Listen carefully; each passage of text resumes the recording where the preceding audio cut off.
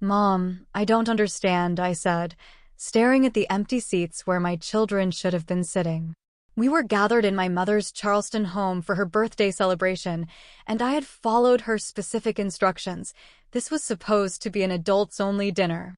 But now, as the front door swung open, my brother Daniel walked in with his wife and their 3 children, all dressed up and carrying neatly wrapped gifts. My mother's face lit up with joy. Grammy, the kids squealed as they ran into her arms. My stomach twisted as I thought about my own children, Ava and Jacob, who were at home with a babysitter because I had respected my mother's request. "Oh, Elena," my mother said, finally noticing my expression. "Daniel's kids are different. They're special. I'm sure you understand." I didn't understand. Not at all. Ava, 8, and Jacob, 6, were just as special as their cousins. I had spent the whole morning wiping away their tears, explaining why they couldn't come to Grammy's party, promising them that we'd do something fun another day. "They're not different," I said quietly, my voice steady despite the anger welling inside me. "They're all your grandchildren." Daniel smirked, adjusting the cuff of his crisp dress shirt. "Come on, sis. You know your kids can be a handful. This way, everyone can relax and enjoy themselves." A handful. Because Ava sometimes got anxious in noisy places. Because Jacob had a boundless energy that made it hard for him to sit still for long periods.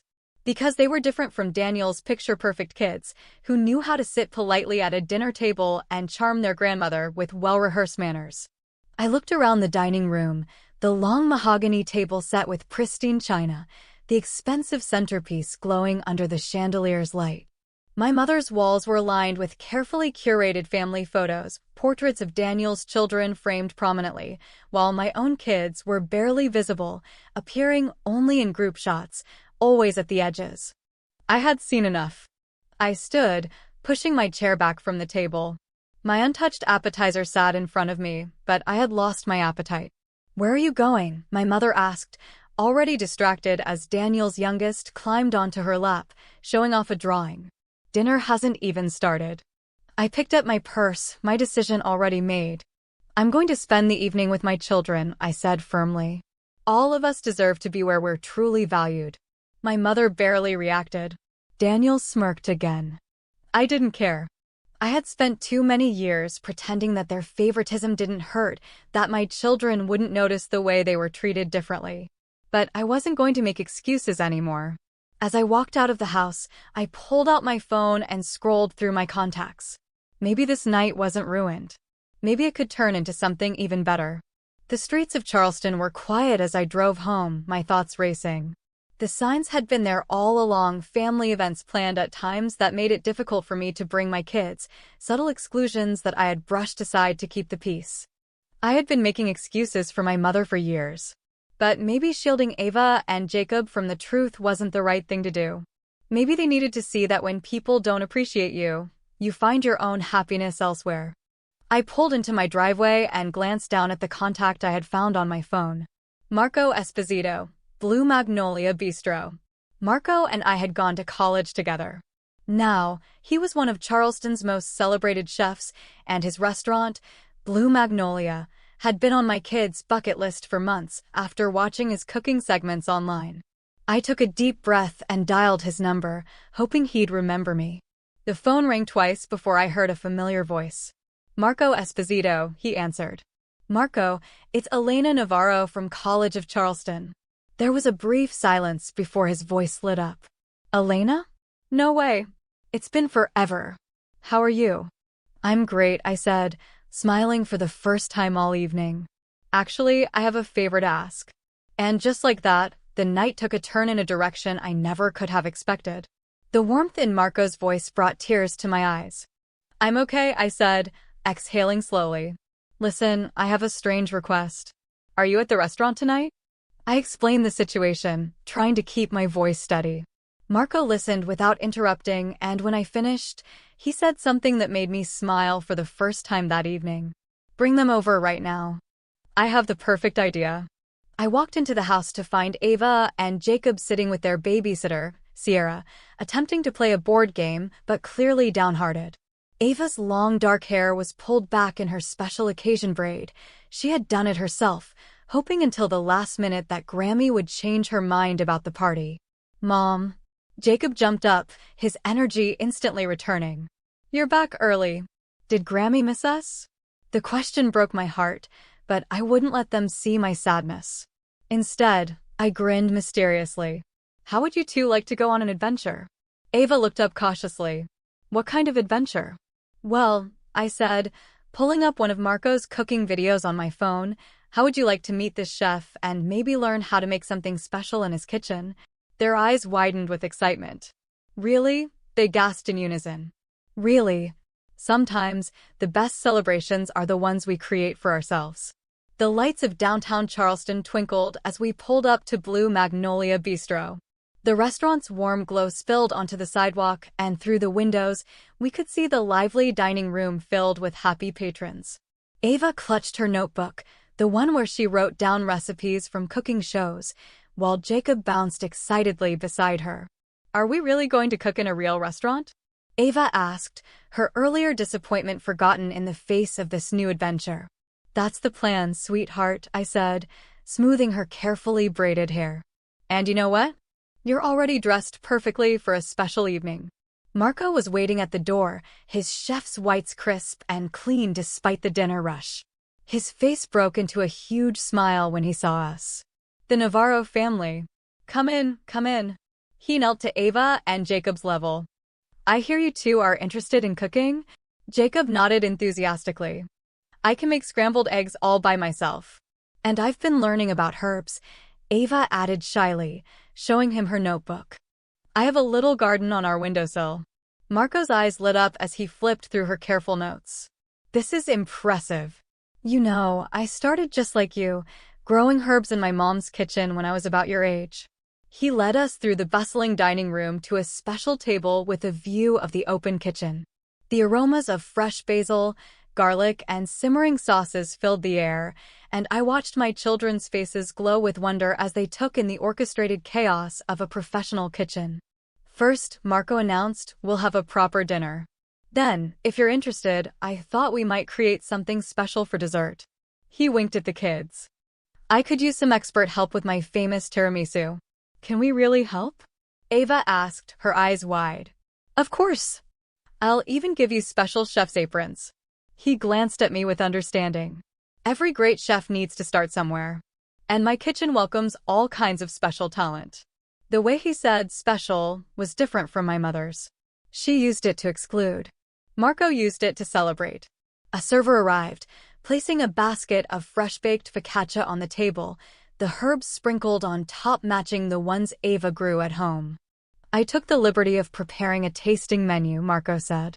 "Everything is child-friendly but sophisticated. No dumbed-down kids' meals here.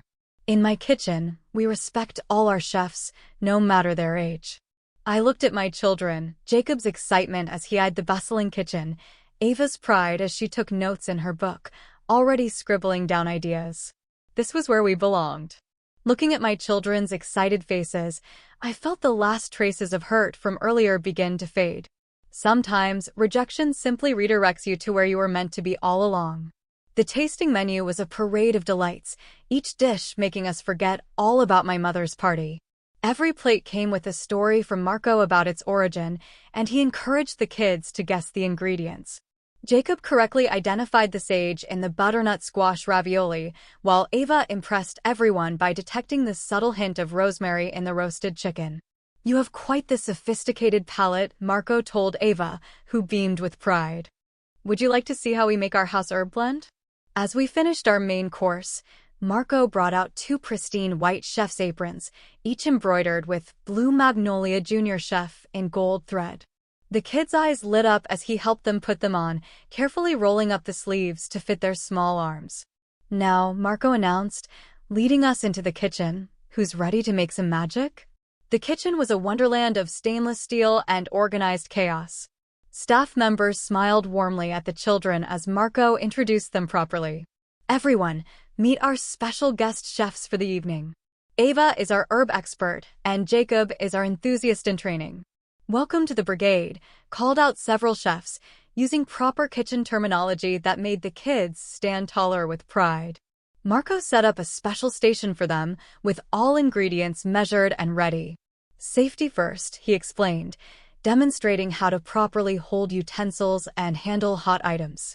Ava took careful notes in her book while Jacob watched with uncharacteristic focus. First, we make the coffee mixture for soaking the lady fingers, Marco explained. Jacob, would you like to help me count how many we need? Jacob, who sometimes struggled to sit still in school, counted each cookie with perfect attention. 24, he announced proudly. Exactly right. Ava, could you help me mix the mascarpone filling? Marco continued. The key is to fold it gently, just like how you handle the delicate herbs in your garden. I watched in amazement as my children worked together, with none of their usual squabbling. Ava showed surprising patience, guiding her brother, and Jacob listened carefully to her suggestions. Marco had an intuitive way of playing to their strengths, while gently supporting their challenges. Mom, Ava called out. Take a picture of us mixing. I snapped several photos of them working, their faces focused and joyful.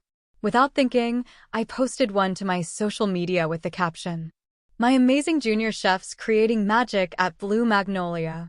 Thank you, Chef Marco, for making this night unforgettable." Almost immediately, likes and comments started pouring in. My phone buzzed with a text from my cousin, Sophia, who was still at my mother's party. OMG, is that Chef Marco Esposito? The kids look so happy. Things are pretty tense here. You definitely chose the better celebration. I glanced at my children, who were completely immersed in their work. Mom, look. Jacob called out, carefully piping a mascarpone cream rosette, just as Marco had demonstrated. I did it. Perfect technique. Marco praised. You know, I teach weekend cooking classes for kids, and we could really use that piping skill. I watched my children flourish under his kindness and acceptance, realizing that sometimes the family you need isn't always the family you're born into. As we assembled our tiramisu, the restaurant's social media manager, Maria, approached us. Would it be okay if we take some photos for our Instagram? She asked. Ava and Jacob posed proudly with their creation, their Blue Magnolia Junior Chef aprons dusted with cocoa powder, their smiles radiant with joy. And for the first time in a long while, I felt completely at peace. The sense of accomplishment on my children's faces was undeniable. Would it be okay if we shared these? Maria asked, showing me the photos on her phone.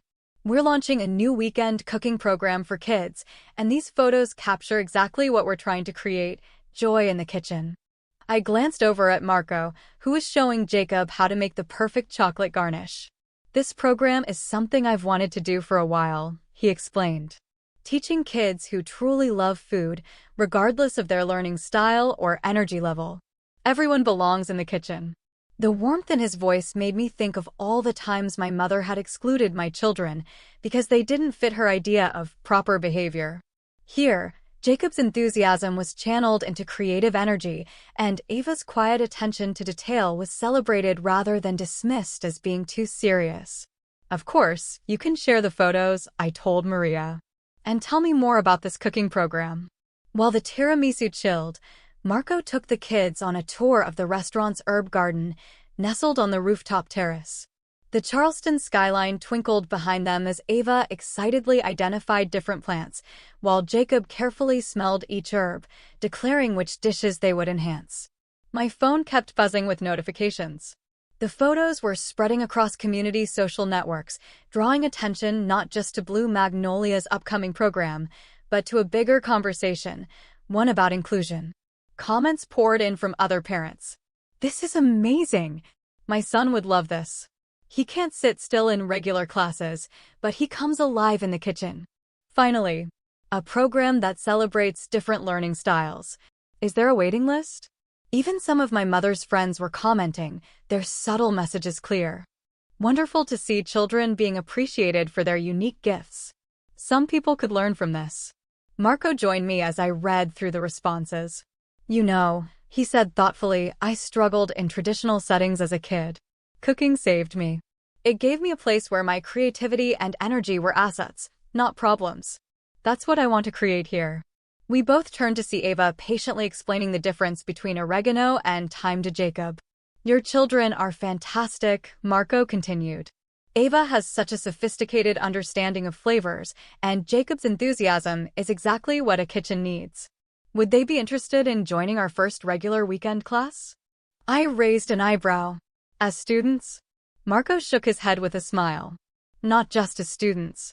Ava could help mentor younger kids about herbs, and Jacob has a natural talent for demonstrating techniques.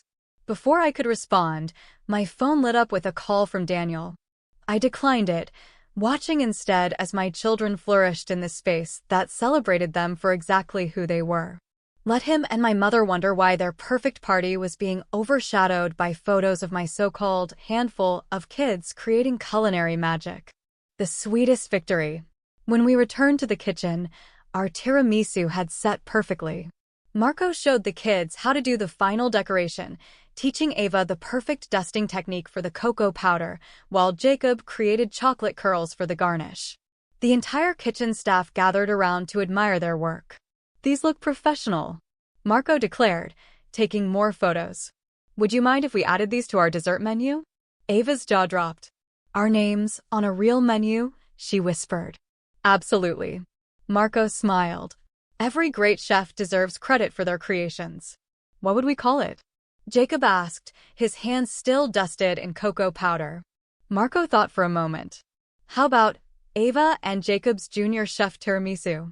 Ava and Jacob exchanged a stunned look, then burst into excited giggles. And, Marco continued, a portion of the proceeds will go towards scholarships for our weekend cooking program, so more kids like you can find their place in the kitchen. Ava blinked back happy tears, nodding quickly. Jacob threw his arms around Marco's waist in an impromptu hug. As Marco laughed and ruffled Jacob's hair, my phone buzzed again. More messages from family members still at my mother's party. One from my Aunt Diana stood out. Just saw the photos. I think you made the right choice tonight. Your kids are exactly where they should be. I smiled, looking at my children. She was right. Sometimes, the best revenge isn't about getting even, it's about finding your own path to shine. And tonight, my children were shining brighter than ever. More messages popped up on my phone. The kids look so happy and confident.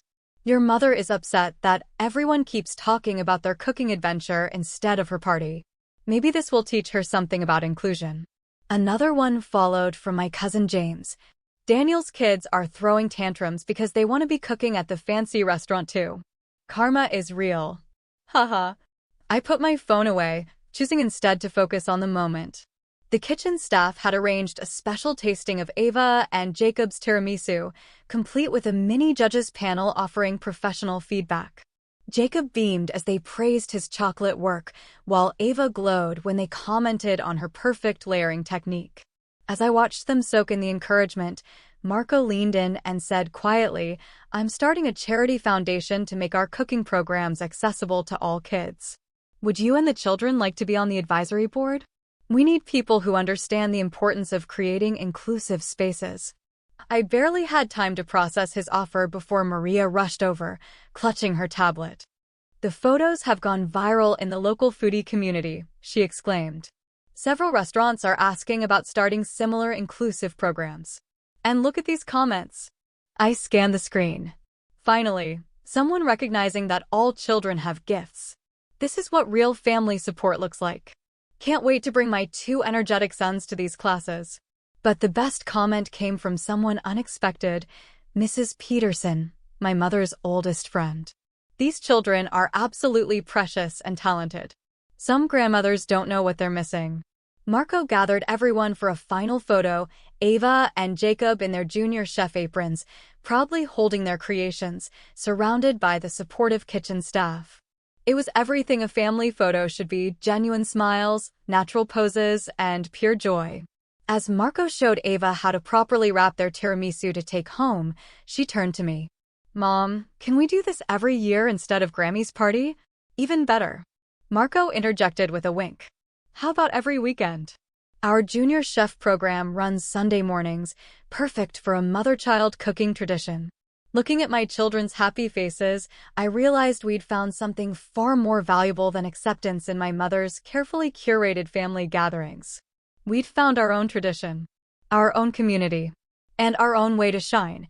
The next morning, the kitchen filled with the aroma of fresh coffee as Ava and Jacob proudly shared their tiramisu with Sierra, their regular babysitter. The joy of the previous evening still lingered, made even sweeter by the stream of supportive messages continuing to flood my social media. Sierra took a bite, eyes widening in delight. "Elena, this is amazing.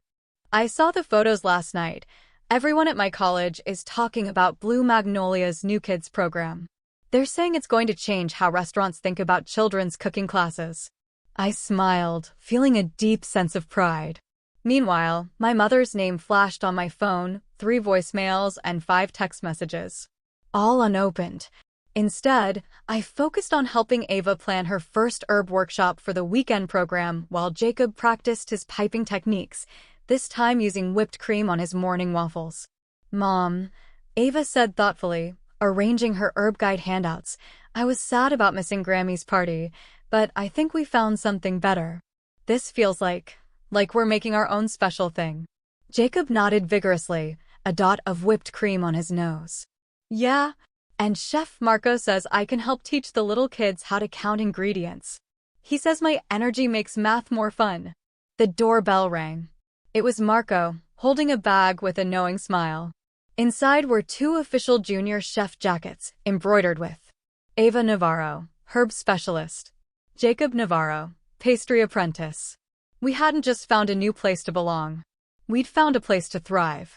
A new tradition. "The first class is already full," Marco announced with a grin. Turns out, a lot of families are looking for a place where their kids can just be themselves. As I watched Ava and Jacob try on their new junior chef jackets, they struck playful poses for another photo, one that would undoubtedly make its way through our community. And in that moment, I realized something. Sometimes, life's sweetest moments come from creating your own celebrations rather than fighting for a place at someone else's table. 1 month later, the first official junior chef weekend program at Blue Magnolia Bistro launched with 15 excited children in attendance. Ava and Jacob helped welcome them, their confidence shining as they took on their new roles, not just as students, but as mentors. The local newspaper covered the event, featuring a photo of Ava demonstrating her herb expertise, while Jacob showed younger kids how to make chocolate decorations. That was the day my mother finally stopped calling. I had sent her a copy of the newspaper article with a simple note: "We found where we belong." A few days later, Daniel's wife reached out separately, asking if their kids could join the program. I directed her to the website, just like any other parent. No special treatment needed. A Sunday tradition. The kitchen became our new ritual. Each weekend, Ava expanded her herb garden knowledge, eventually starting a small business selling herb-growing kits to other aspiring young chefs. Jacob discovered that his boundless energy made him a natural entertainer, and his cooking demonstration videos on Blue Magnolia's social media gained a devoted following. Marco and I worked together to expand the program to other restaurants in Charleston, creating a network of inclusive spaces where all children could discover their culinary talents. The waiting list grew longer each week, but we always made sure to reserve spots for kids who, like mine, needed a place to shine in their own way. Exactly where we were meant to be. One Sunday morning, as we prepped for another class, Ava looked up from her notebook of herb notes and smiled. "You know what, Mom?" she said. "I don't feel sad about Grammy's parties anymore. We made something better." Jacob nodded, his hands carefully piping chocolate decorations. "Yeah, and we get to share it with everyone. That's the thing about exclusion. Sometimes, it leads you exactly where you were meant to be all along."